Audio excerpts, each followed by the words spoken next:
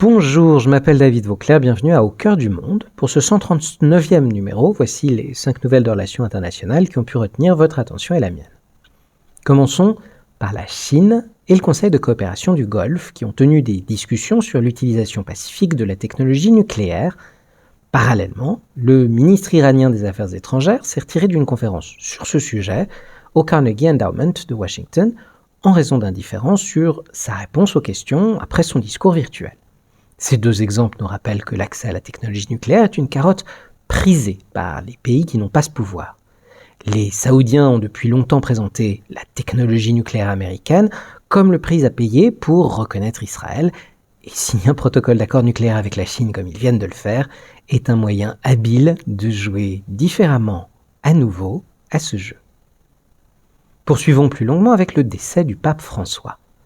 Que vous soyez catholique ou non, admirateur de l'homme ou pas, c'est un pape pionnier qui nous a quittés. Premier pape jésuite, premier pape issu des Amériques, premier pape à s'adresser au Congrès américain, premier à reconnaître un État de Palestine et premier à se rendre en Mongolie, en Irak, au Soudan du Sud et dans la péninsule arabique, il était certain qu'il laisserait sa marque.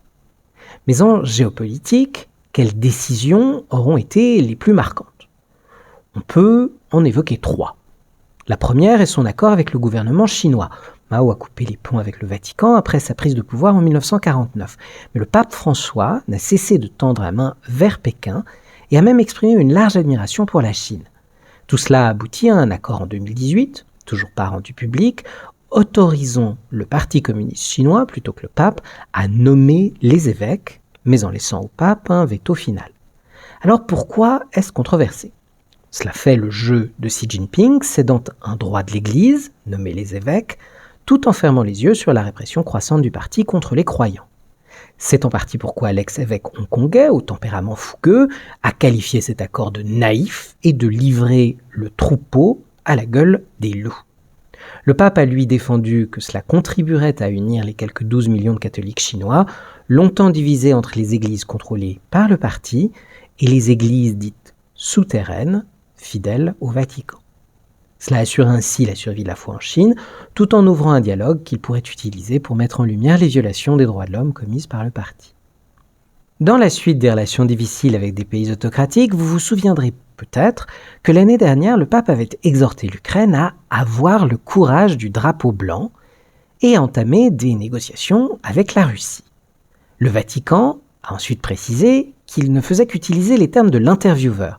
Mais ces critiques ont replacé cela dans le contexte plus large de son discours sur le déclenchement de la guerre et du rôle de l'OTAN qui, je le cite, aboie aux portes de la Russie, sa référence aux Russes et aux Ukrainiens comme frères, c'est la ligne prônée par Poutine, et un silence relatif sur les crimes russes en Ukraine. De nombreuses analyses ont été menées pour déterminer si tout cela reflète et s'intègre à ses appels constants à la paix, comme à Gaza et ailleurs, aux expériences du pape avec les États-Unis dans son Amérique latine natale, à une tentative écuménique de capitaliser sur sa rencontre historique de 2015 avec le patriarche orthodoxe russe qui a béni l'invasion de Poutine comme une guerre sainte, ou même si c'est un changement de cap total du Vatican visant à s'aligner davantage sur les positions du Sud où vivent la plupart des catholiques du monde aujourd'hui. Enfin, on se souviendra sûrement de son point de vue sur les questions sociales, étant donné que Bergoglio avait emprunté son nom à saint François d'Assise, il n'est pas surprenant qu'il ait cherché à faire écho à l'intérêt de cette illustre figure des XIIe et XIIIe siècles pour des questions comme la pauvreté.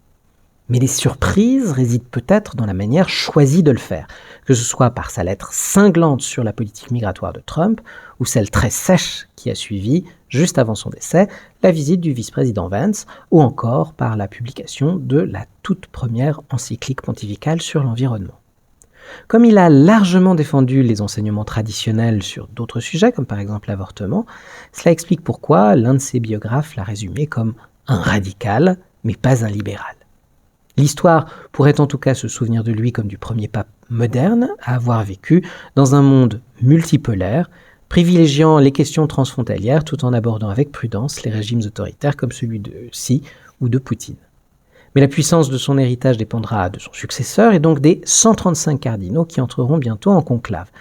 Et les quelques favoris, les Italiens Parolin Zuppi, du Congolais Bezungu soyons audacieux, du philippin Taglé ou du suédois Arborelius, ou même d'un candidat qui créerait la surprise, le prochain Saint-Père entrera certainement dans un monde encore plus multipolaire.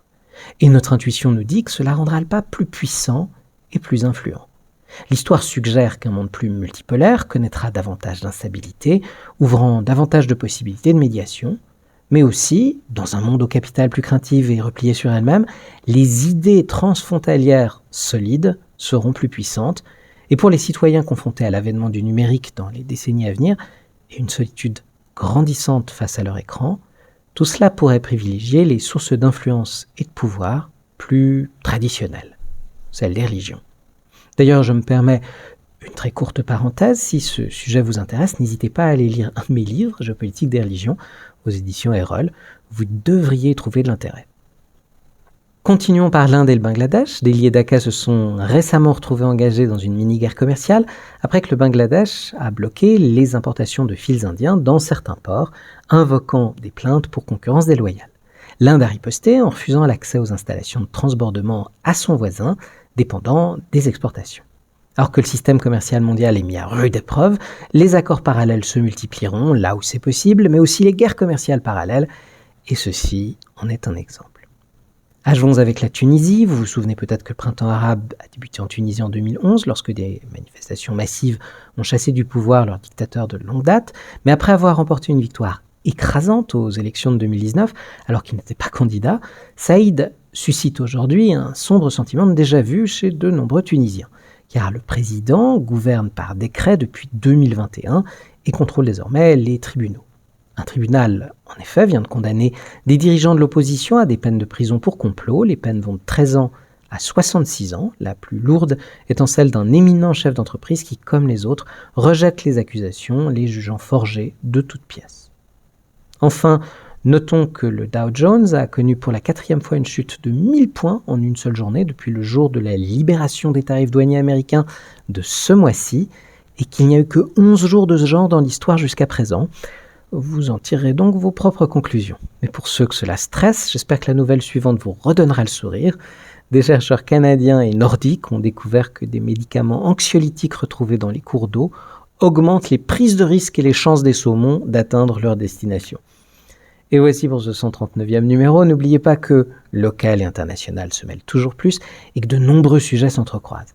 Pour bien comprendre notre actualité, je vous encourage donc à 2 choses. Savoir prendre des risques plutôt que des anxiolytiques comme les saumons, mais surtout écouter les podcasts de compétences et développement comme ceux de l'IFAC, de l'IDREA, IET, 3A, Hydrax, Subdecom ou Vivamundi, qui devraient vous éclairer et vous divertir sur les grands thèmes poursuivis par ces écoles.